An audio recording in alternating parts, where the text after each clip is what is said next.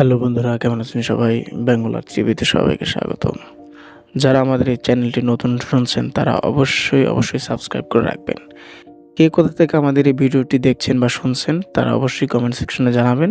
আর যারা এখন আমাদের এই চ্যানেলটি সাবস্ক্রাইব করেননি, জলদি সাবস্ক্রাইব করে ফেলুন নতুন ভিডিও পাওয়ার জন্য।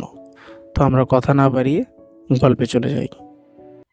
বাংলাদেশের গ্রামগুলোতে একটা কথা খুব প্রচলিত আছে। কালবৈশাখী ঝড়ের রাতে নাকি আমবাগানে শুধু মানুষই যায় না, অন্য কিছু আসে। আজ সে ঘটনাটা বলবো। সেটা ঘটেছিল কয়েক বছর আগে, কিছু ছেলের সাথে যারা ঝড়ের রাতে আম কুড়াতে গিয়েছিল। কিন্তু তারা জানতো না সেই বাগানে তারা একলা ছিল না। গল্পটা শুরু হয় গ্রামের 5 বন্ধু দিয়ে: রাশেদ, সুমন, তানভীর, বাবলু আর মিজান। সেদিন বিকেল থেকে আকাশটা অদ্ভুত হয়ে উঠছিল।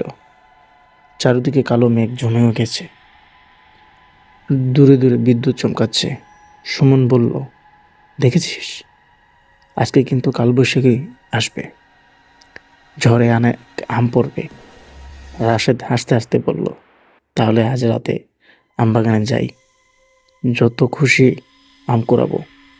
সবাই রাজি হয়ে গেল।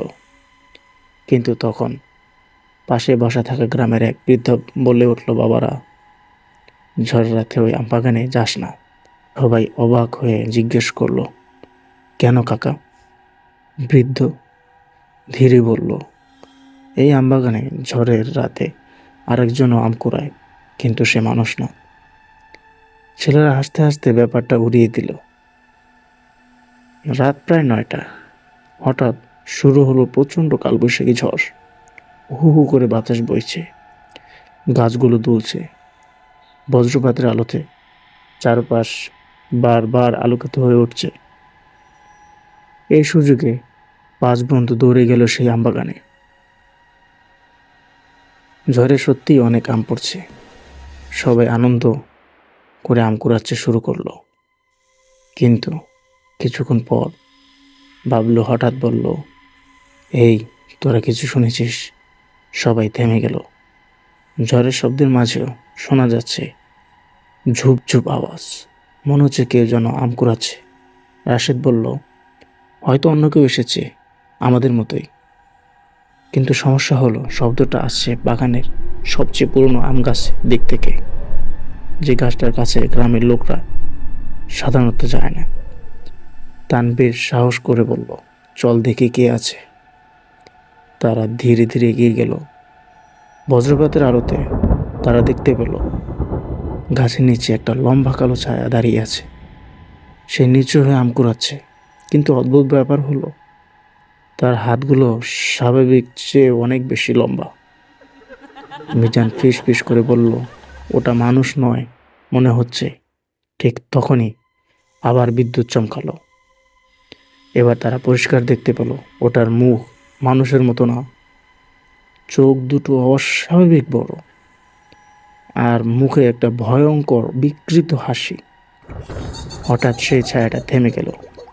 তারপর ধীরে ধীরে মাথা ঘুরিয়ে তাদের দিকে তাকালো। একটা কর্কশ গলার শব্দ বলল, শরীর ঠান্ডা হয়ে গেল। সুমন কাঁপতে কাঁপতে বলল, চল পালাই। ঠিক তখনই ছায়াটা হঠাৎ অস্বাভাবিক গতিতে তাদের দিকে এগিয়ে আসতে লাগলো। তার পা যেন মাটিতে লাগছে না, মনে হচ্ছিল সে ভেসে আসছে তাদের দিকে। 5 বন্ধু প্রাণপণে দৌড় লাগালো। পেছনে শুনতে পাচ্ছিল অস্বাভাবিক বিকৃত হাসির শব্দ। মনে হচ্ছিল সেই জিনিসটা ঠিক তাদের পেছনেই আছে। বাবলু এবার পিছনে তাকিয়ে দেখছিল, আর তাকিয়ে চিৎকার করে উঠেছিল, কারণ সে দেখেছিল সেই জিনিসটা একটা গাছের ডাল থেকে আর একটা ডালে অমানসিকভাবে লাফাচ্ছে। অবশেষে তারা দৌড়ে বাগান থেকে বের হয়ে গ্রামের রাস্তায় এসে পড়ে। হঠাৎ সব শব্দ থেমে যায়। পেছনে তাকিয়ে তারা দেখে বাগানের ভেতরে অন্ধকারের ছায়া, কিছু নেই। পরদিন সকালে গ্রামের লোকদের সব বলল তারা। বৃদ্ধ লোকটা তখন দীর্ঘশ্বাস ফেলে বলল, আমি তোদের আগেই বলেছিলাম, বহু বছর আগে এই আম গাছের নিচে এক লোক ঝড়ের রাতে আম কুড়াচ্ছে গিয়ে মারা যায়। তারপর থেকে কালবৈশাখী রাতে এই বাগানে সে কখনো আম কুড়ায়।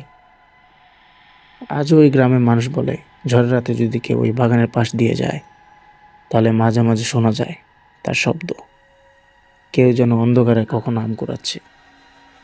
তাহলে বন্ধুরা, তোমরা কি কখনো কালবৈশাখী রাতে আম কুড়িয়েছিলে? যদি যাও তাহলে সাবধান, কারণ হয়তো তোমার পাশেও আর কেউ আম কুড়াচ্ছে, যাকে তুমি দেখতে পাচ্ছ না। তো গল্পটি ভালো লাগলে আমাদের চ্যানেলটি সাবস্ক্রাইব করবেন, কেমন লেগেছে কমেন্ট করে জানাবেন।